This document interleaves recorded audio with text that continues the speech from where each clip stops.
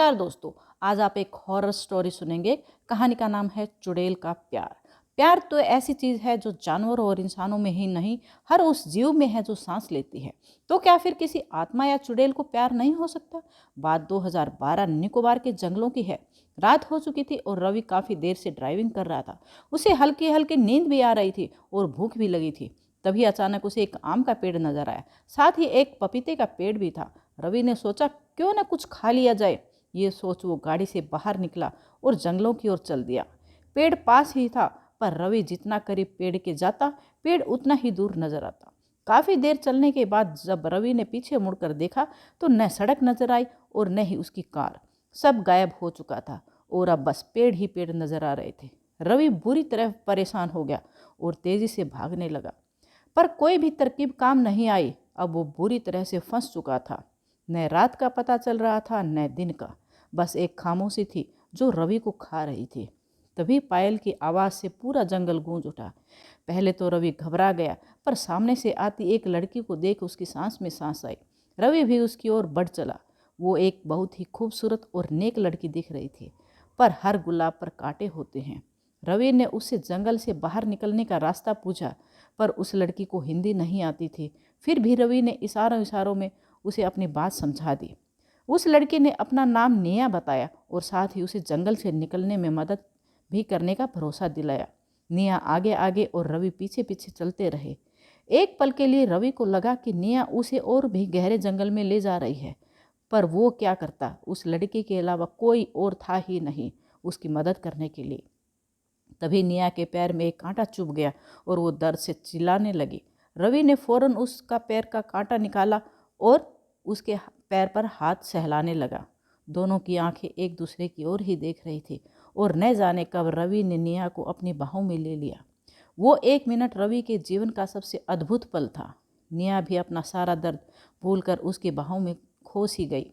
अब सारे रास्ते रवि कभी निया को देखता तो कभी निया रवि को। रवि ने कहा, काश हम यूं ही सारी उम्र चलते रहें। ये सुनकर निया के चेहरे पर एक मुस्कान सी बिखर गई।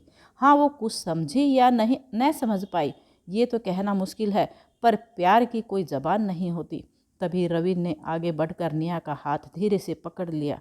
अब वो दोनों के हाथ एक दूसरे के हाथों में थे, पर शर्म के मारे वो एक दूसरे को देख नहीं पा रहे थे। रास्ता कब मंजिल बन गया दोनों को पता भी नहीं चला। सामने एक गांव था, पर रवि के चेहरे पर उतनी खुशी नहीं थी। रवि ने निया से इशारों में पूछा कि तुम यहाँ रहती हो?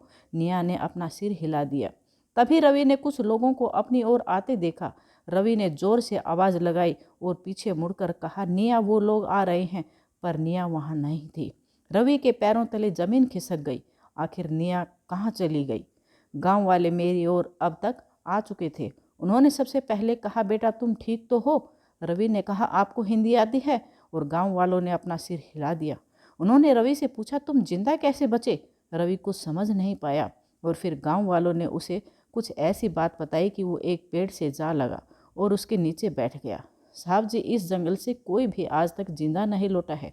न जाने कब से वहाँ लोग गायब हो रहे हैं। वो जंगल एक चुड़ैल का घर है जो लोगों को फांस कर गहरे जंगल में ले जाती है और मार कर खून चूस लेती है। रवि को अब कुछ समझ नहीं आ रहा था। उसने गांव वालों से निया नाम की लड़की के बारे में भी पूछा, पर उस नाम की लड़की उस गांव में तो क्या पूरे दूसरे गांव में भी नहीं थी। एक गहरी उदासी के साथ रवि गांव वालों के साथ चला गया। उन्होंने रवि को उसकी गाड़ी के पास छोड़ दिया। तभी रवि ने उस आम के पेड़ को देखा और एक आस में वो फिर उस पेड़ के पास गया, पर इस बार पहले जैसा कुछ नहीं हुआ। तभी उसकी नज़र पेड़ के नीचे पड़ी वहाँ आम से भरी एक टोकरी पर गई। रवि की आंखों में न जाने क्यों आंसू छलक उठे। उसने आखिरी बार उस जगह को देखा और चला गया। इस कहानी के लेखक रविदास बाबा है, मैं उनका आभार प्रकट करती हूँ। तो दोस्तों, आपको ये कहानी कैसी लगी कमेंट करके मुझे बताना। यदि आपको अच्छी लगी है तो इसको लाइक कर दें, चैनल को सब्सक्राइब कर दें, ताकि आपको हर दिन ऐसे ही रोचक कहानियाँ सुनने के लिए मिलती रहे। वीडियो देखने के लिए धन्यवाद।